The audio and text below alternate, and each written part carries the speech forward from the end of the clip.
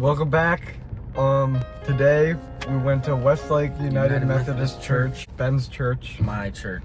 It was very interesting. It was a big contrast from the last church we went to. Well, let me try and think of what Connor would say. What was like the biggest thing that stood out to you?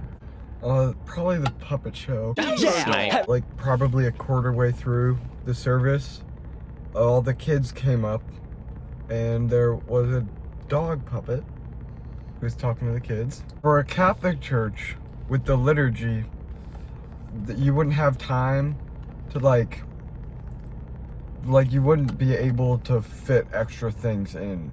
So basically Sunday school happened last week. So this was like the end of Sunday school.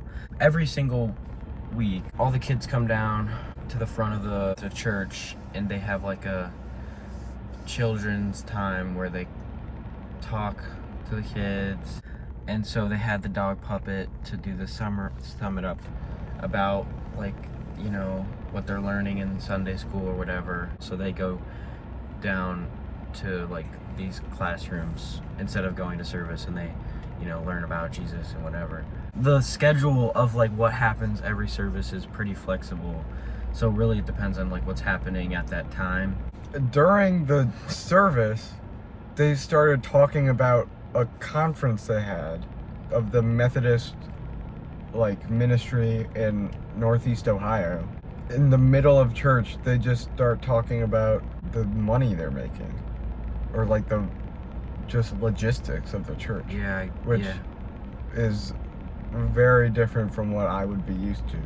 I guess it's because, you know, they want to keep the church updated to what's going on, because we've had financial issues and stuff. Like the most striking difference, really, visually, is that the walls are just blank. There's like no artwork. Oh yeah, we don't have stained glass windows. Yeah, there's no stained glass windows. There's no murals or statues. Yeah. The cross at the front of the church doesn't have Jesus on it, and that represents his resurrection, because he's not still on the cross now. Oh yeah. It's just a blank white space, pretty much. It represents like a humbleness of worship. What was like your least favorite part? What did you hate? What was your why'd you not?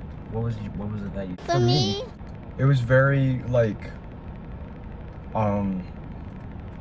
not very participatory. Yeah, I was gonna say that. But it's like in a Catholic church, it's not very it doesn't need to be participatory either, because it's like the priest is doing the mass and you're just there.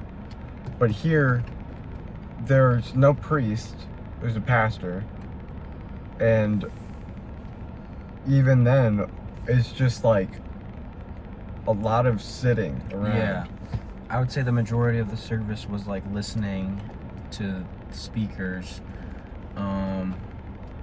We only sung like 3 songs, or two or 3 songs. How many do you think you normally sing at Catholic? I'd say 6 or 7.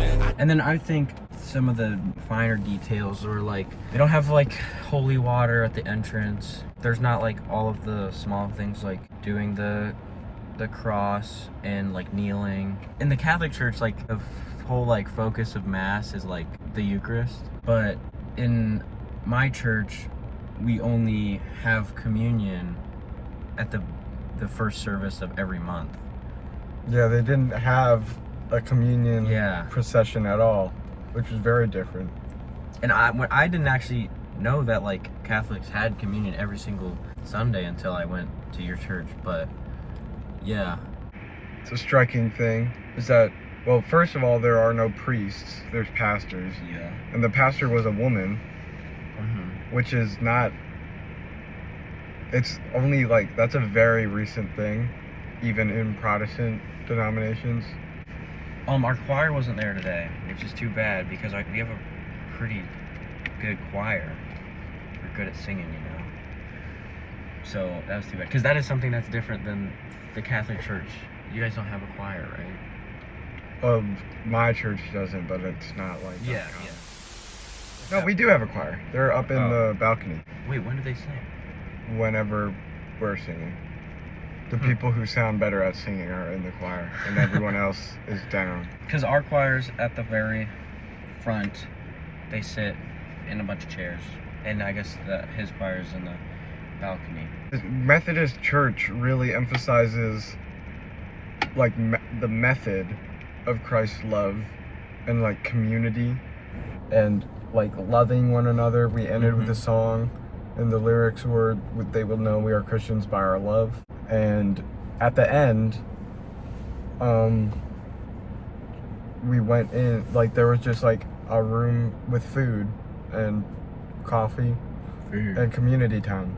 Which do they do that like every week? Yeah, and everyone just goes down there, eats food, and talks to each other for like another like half hour, another hour or so. My church doesn't do that regularly. Like if there is food after church, it's like for a special event. My biggest takeaway from going to my church and going to his church is like the focus. Like my church, I would say all the people there are super nice, and they like, you know, a big part of the church is like the community of it, and you know, everyone just like working together to better the world, I guess. My biggest takeaway The is method.